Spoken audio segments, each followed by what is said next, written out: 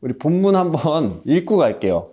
너희가 악한 자라도 좋은 것으로 자식에게 줄 알거든 하물며 하늘에 계신 너희 아버지께서 구하는 자에게 좋은 것으로 주시지 않겠느냐. 삼체라는 단어를 들어보신 분, 영어로는 three body problem이라고 합니다. 넷플릭스 드라마도 있어요. 원작은 소설도 있고, 과학에서 나오는 단어인데, 물체가 두 개가 있으면 이 둘이 이제 중력의 영향을 받잖아요. 이런 것들을 계산을 할 수 있어요, 우리가. 그래서 얘네들이 뭐 이렇게 돌겠다, 뭐 아니면 이렇게 돌겠다, 이런 것들을 계산할 수 있는데, 딱 하나만 더해져서 세 물체가 되면 계산을 못해요. 그냥 무한히 달라지기 때문에. 우리는 정말 세 개의 물체만 있어도 그 앞날을 예측할 수 없는 그런 세상에 살고 있습니다. 우리는 이렇게 앞날을 진짜 한 치 앞도 알 수 없는 세상에 살고 있고, 그렇기 때문에 우리는 불안이라는 것을 경험하면서 삽니다. 우리 삶에 너무 많이 녹아 있어요, 불안이. 그래서 오늘은 제목처럼 불확실 vs 확실이라는 제목으로 불안에 대해서 얘기를 좀 나눠볼까 합니다. 여러분, 불안하십니까? 불안하세요? 불안하세요? 아마 불안하십니까? 라고 해서 손들라고 하면은 반도 안 들 것 같아요. 아마 지금은. 왜냐면은 우리가 지금 당장 뭐 불안한 일은 없으니까, 지금 당장 막 터질 문제는 별로 없으니까. 근데 오늘은 우리가 말했던 불안장애 같은 것보다 좀 더 깊은 우리 안에 있는 불안에 대해서 얘기를 좀 해보려고 합니다.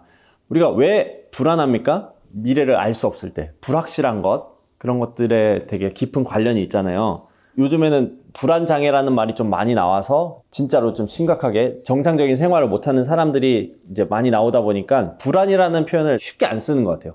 그래서 뭐 불안하십니까? 라고 물으면 불안하진 않은데? 약간 이렇게 대답을 할 것 같습니다. 근데 요즘 표현으로는 걱정된다, 혹은 신경 쓰인다. 신경 쓰인다는 말 많이 쓰시나요? 혹은 많이 들으시나요? 신경 쓰인다는 게 뭐예요? 이런 일이 생겼는데, 이런 일이 있는데 잘 될지 안 될지 모르겠는데, 좀 신경 쓰여. 막 이런 느낌? 혹은 썸 탈 때 남녀 간에 요즘 신경 쓰이는 사람이 있어, 이런 말 많이 하잖아요. 근데 신경 쓰인다는 거는 어떤 겁니까? 우리의 생각이, 신경이 그쪽을 향하게 된다는 거죠. 지금 얘기하는 이 신경 쓰인다는 확실하지 않는 일에 쓰이는 우리의 신경이죠. 우리가 막 확실한 일이면 신경을 씁니까? 물론 인지는 하고 있겠지만 거기에 마음을 빼앗고 이러진 않잖아요.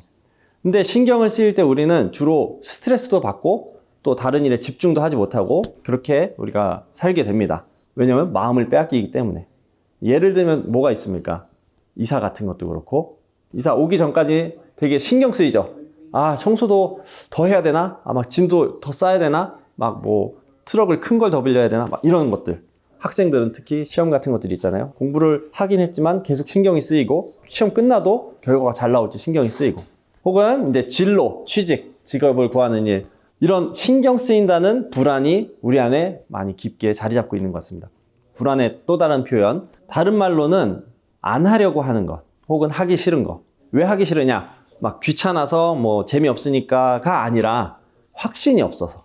어설프게 했다가 내가 잘 할 수 있을지도 모르는데 나는 확실한 거 아니면 안 할래, 이런 마음이라든가, 혹은 그거 어차피 해도 안 돼, 쓸데없는 짓이야, 될 리가 있어? 막 이러면서 하기 싫어하는 거. 저는 오늘 이거를 불안이라고 얘기하고 싶어요. 우리 안에 불안이 있기 때문에 이런 일들이 발생한다라고 말씀드립니다. 이런 불안이 좀 어디서 많이 발견됩니까? 어디서 많이 들어보지 않았어요? 방금 했던 말들 교회 안에서 많이 듣지 않았어요? 걔 기도해줘도 안 돼, 소용없어, 기도해줄 필요도 없어, 사역? 이런 사역 해서 뭐해? 막 이런 거. 우리가 그 사역을 굳이 해야 돼? 어차피 소용없는 일 아니야? 아니면 저는 아직 준비가 안 된 것 같아요, 다음에 하겠습니다. 이런 표현들, 이런 말들이 다 무슨 의미입니까? 하나님이 하라고 하시는 일이 내가 봤을 때는 아니야.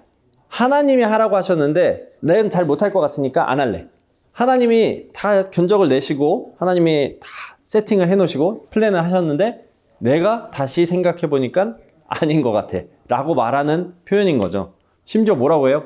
그렇게 하는 게 교회의 유익이다, 이건 안 하는 게 교회한테 유익이에요, 뭐 이런 식으로 얘기를 하는 경우들을 많이 봅니다. 그럼 문제는 뭡니까? 왜 이러면 안 되죠? 우리가 처음에 말했던 것처럼 신경 쓰이는 거, 억눌려 있는 거, 그것은 반대로 하나님으로부터 떠나 있는 마음입니다. 요한복음 8장 32절에 보면 진리를 알지니 진리가 너희를 자유케 하리라. 자유가 뭡니까? 내가 생각하기에 옳은 대로 하는 것이 자유입니까? 내 마음대로 하는 게 자유입니까? 특히 영어 표현에서 쉽게 스모크 프리라고 하잖아요. 뭐예요? 담배가 없는 공간이잖아요. 스모크 프리에서 담배 자유롭게 피세요가 아닌 뜻이, 우리가 죄의 유혹을 받지 않고 하나님과 동행할 수 있는데 이 불안이라는 것은 우리를 억누르고 자유를 빼앗습니다. 그리고 또 아까 말했던 하기 싫어하는 것들, 그런 것들은 어떻게 만듭니까? 하나님 일을 하지 못하게 만듭니다. 그래서 손대고 싶지도 않아. 내 발을 들이고 싶지 않아. 내 삶을 침범당하고 싶지 않아. 내 것을 좀 뺏기거나 막 포기해야 될 것 같아. 이렇게 손해보는 느낌을 들게 합니다. 마가복음 10장 21절 22절에 부자 청년 얘기가 나오죠. 거기서 예수님이 결국 이렇게 말씀하십니다. 내게 부족한 것 하나가 있다. 가서 내가 가진 것을 모두 팔아 이 가난한 사람들에게 주어라. 그러면 하늘에서 보화가 있을 것이다. 그리고 와서 나를 따라라. 이 말씀을 듣고 그 사람은 매우 슬퍼하며 떠나갔습니다. 그것은 그 사람이 많은 재물을 가지고 있었기 때문입니다. 이 사람은 정말 다른 거 다 지켰어요. 다른 거 다 지킬 수 있어. 근데 내가 손해보고 싶진 않아. 내가 거기까지 가고 싶진 않아. 그렇기 때문에 결국 하나님께 더 가까이 갈 수 없었던 그런 부자 청년 이야기가 나옵니다. 한마디로 하나님과 거리를 멀어지게 한다는 거예요. 걱정에 억눌리기 때문에 하나님이 내 마음에 계실 수가 없죠. 걱정이 내 마음에 가득 차 있기 때문에 또 하나님을 하기 싫어지니까 하나님이 하시는 일을 볼 수가 없어요. 여러분, 이게 근데 사탄이 주는 마음입니까? 한 달 전인가 코람데오 설교에서도 잠깐 나왔었던 것처럼 뱀이 하와한테 선악과를 먹였습니까? 아니죠. 뱀은 거짓말 몇 마디 했을 뿐이죠. 그 말을 들은 하와는 하나님을 향한 의심이 생겼고 누구의 명령을 따르기 시작했죠? 사단의 명령도 아니에요. 하나님의 명령을 벗어나서 나 자신의 명령을 따르기 시작한 거예요. 이 불안이 사단이 주는 게 아니라 하나님 주시는 게 아니라 내 안에 죄가 있을 때 내가 하나님의 주인 되심을 거부할 때 내가 나의 주인이 되는 것이 죄입니다. 그렇기 때문에 내가 나를 책임지려 하고 내가 나의 유익을 쫓고 내가 판단하고 내가 기준 세운 대로 내가 하려고 하는 것이 죄이고 불안의 원인입니다. 그렇기 때문에 이것을 해결할 방법은 하나님의 약속밖에 없어요.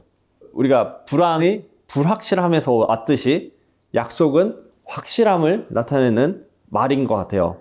약속이 뭡니까? 원래 하겠다, 뭘 지키겠다, 뭘 이루겠다, 이렇게 든든하게 확실하게 하는 거죠. 근데 옆 사람 한번 봐보세요. 이 사람이 약속하면 이제 든든하고 이제 지킬 것 같고 막 이 사람이 내가 네 인생 평생 책임질게 라고 하면 막 안심이 되고 나 이젠 편하다, 마음 편하다 생각이 드시는지, 우리가 사람들하고의 약속을 생각하면 안 되는 것 같아요. 왜냐하면 하나님은 하나님이시잖아요. 욥기에 하나님이 무식한 말로 나의 뜻을 어둡게 하는 자가 누구냐? 내가 땅에 기초를 세울 때 너는 도대체 어디 있었느냐? 내가 그렇게 많이 알거든 대답하라. 하나님과 우리를 같은 수준으로 보진 않았으면 좋겠어요. 이 사람은 약속을 잘 지키던데 이 사람은 잘 안 지키던데 하나님은 약속을 잘 지키네? 안 지키네? 이런 식으로 생각하지 않았으면 좋겠어요. 하나님은 우리를 만드셨고 이 세상을 만드신 분입니다. 하나님의 약속은 그냥 이루어지는 거예요. 우리가 이거를 기억하면서 하나님의 약속을 다시 한번 봤으면 좋겠어요. 하나님이 성경 속에서 무슨 약속들을 하셨나요? 에브라임 무슨 약속했죠? 애기들이. 그렇죠, 애기들. 지저스. 예수님을 보내실 것이다. 홍수 약속? 홍수 약속도 하셨고, 홍수 끝나고도 물로 심판하지 않겠다. 이런 약속도 하셨고. 우리가 생각하는 거는 근데 좀 이루어질 것이다. 아니면 뭘 주겠다. 뭘 되게 해주겠다. 그런 것들. 그런 약속도 당연히 하나님의 약속이고 우리가 붙들어야 되는 건데, 오늘 좀 또 다른 약속을 보기 원합니다. 성경에 이런 표현이 365번이 나온다. 이 표현이 366번 나온다. 한 100몇 번 나온다 하더라고요. 뭐죠? 두려워 말라. 하나님께서 두려워 말라라는 말씀을 말하자면 365번이나 하실 정도로 그렇게 우리한테 많이 얘기를 해주고 계신데, 이거를 좀 깊이 생각했으면 좋겠어요. 여러분 옆 사람이나 주변 사람들한테 두려워 말라, 요즘 표현으로 걱정하지 마, 이런 얘기를 할 때 보통 어떤 의미예요? 걱정 마, 잘 될 거야. 걱정 마, 괜찮아질 거야. 다 지나가는 거야. 이런 느낌이잖아요. 근데 하나님이 두려워 말라라고 하시는 거는 이런 의미인 것 같습니다. 내가 너의 뒤를 봐주고 있어. 나 여기 있어. 내가 너 지켜줄게. 내가 지키고 있어. 내가 함께 할 거야. 걱정하지 마. 이런 의미인 것 같아요. 하나님은 그냥 우리가 하나님의 사랑을 알고 느끼고 누리게 되기를 바라십니다. 그래서 내가 너를 위해 이런 일들을 준비했어. 내가 너를 위해서 이렇게 멋지고 아름다운 일들을 준비했어. 내가 너를 위해서 이렇게 해줄게. 내가 너 때문에 아들도 아깝지 않았어. 그러니까 두려워하지 말고 내 사랑을, 내가 준비한 것들을 받아서 누려 라고 말씀하십니다. 하나님은 사랑이시고 사랑하십니다. 하나님에겐 다른 어떤 중요한 것도 의미 있는 것도 없어요. 하나님은 그저 우리를 사랑하시고 우리가 서로 사랑을 나누길 원하시는 거예요. 그 와중에 준비해 놓으신 것들을 우리가 경험할 때 우리가 주인 되려고 하니까, 우리가 그 통제를 받고 싶지 않으니까, 억압받는 것 같으니까, 실제로 다른 것에 억압받고 있으면서도, 그렇기 때문에 자꾸 우리는 불안에 빠지고 하나님을 멀리하게 되는 것 같습니다. 하나님의 약속에 대해서 우리가 살짝 오해를 하지는 않았으면 좋겠는 것이, 아까도 막 뭔가 이루어지고, 아브라함은 아들을 원했는데 아들을 주시던데요? 아들 약속하시던데요? 성공을 약속해 주시진 않나? 성경에도 있기도 하고, 그러면은 우리는 뭐 내가 원하는 것을 바라면 이루어집니까? 주십니까? 그런 것들은 약속에서 따라오는 것들이에요. 그냥 따라오는 거.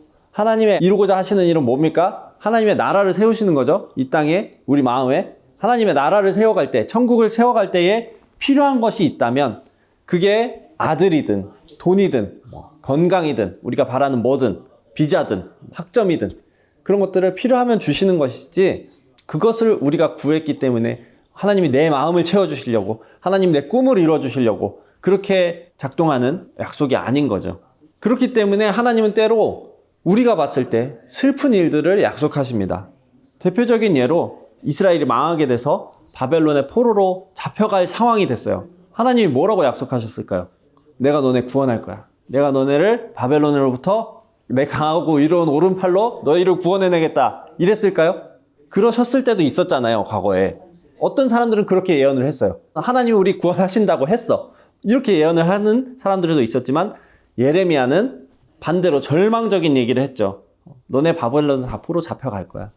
근데 그것은 이 나라가 망하게 하기 위해서 하나님이 약속하신 게 아니라, 그 후에 회복하시고 하나님의 사랑을 더 알게 하시려는 하나님의 큰 계획이 있었기 때문에 그렇게 하신 건데, 그걸 못 믿는 사람들은 듣기 좋은 걸 따라서 우리 포로 안 된다고? 우리가 이길 거라고? 당신이 진짜 예언자네요 하면서 그 사람들을 따라가고, 결국 그 사람들은 다 망하고, 하나님의 말씀에 순수하게 순종해서 잡혀간 사람들은 바벨론으로부터 다시 회복되는 일들이 있었죠.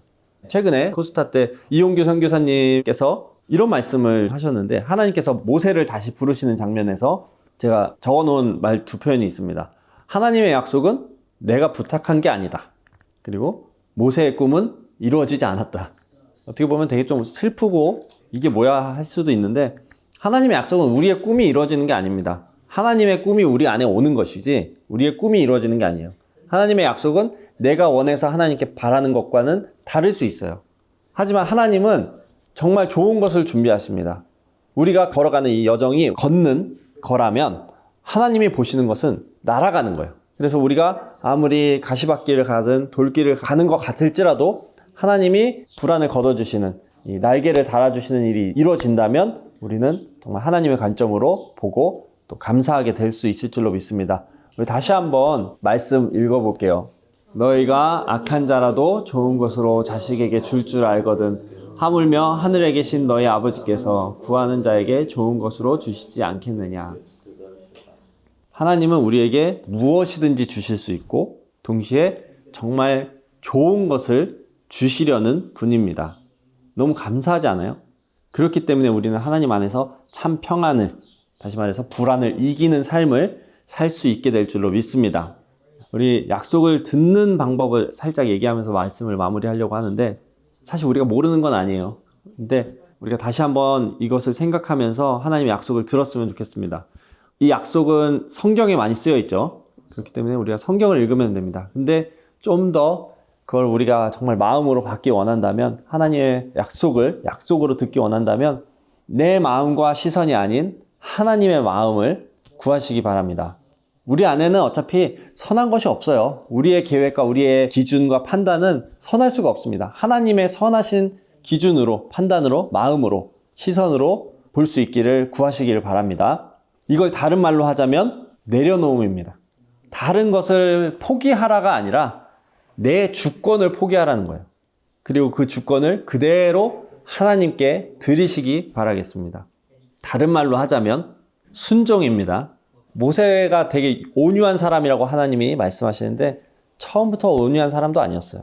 하나님의 마음 몰라서, 아까 말했던 그 장면에서 하나님이 부르시는데 저는 이것 때문에, 저는 이것 때문에 계속 이러던 사람이에요.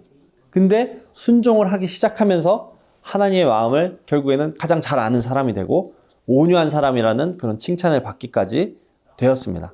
내가 하는 것이 아니라 하나님이 하시는 거라는 것을 기억하시기 바랍니다. 한 번 더 다른 말로 하자면 회개입니다. 여전히 내가 죄인이라는 것을 인정하지 않는데 우리에게 무엇이 들릴 수 있겠습니까?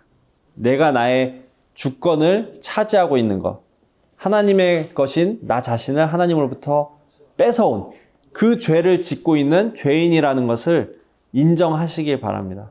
정말 마지막으로 한 가지만 당부드리고 마치도록 하겠습니다. 여러분, 하나님의 약속을 적으세요. 꼭 적으시기 바랍니다. 왜냐하면 까먹습니다. 우리 모두가. 아무리 기억력 믿지 맙시다. 까먹거나 왜곡되거나 어설프게 기억하거나 이러면 아무 효과가 없는 것 같아요. 나중에 됐을 때. 그때만 반짝하지 마시고 정말 똑똑히 기억하면서 하나님의 약속 위에 굳게 서서 불안하거나 흔들리지 않고 하나님이 준비하신 많은 것들, 심지어 고난이 올지라도 그 고난조차도 좋은 것이라는 것을 우리가 기억하면서 하나님을 기대하면서 기쁨으로 살아가시는 오픈처치 성도들 되시기를 바라겠습니다.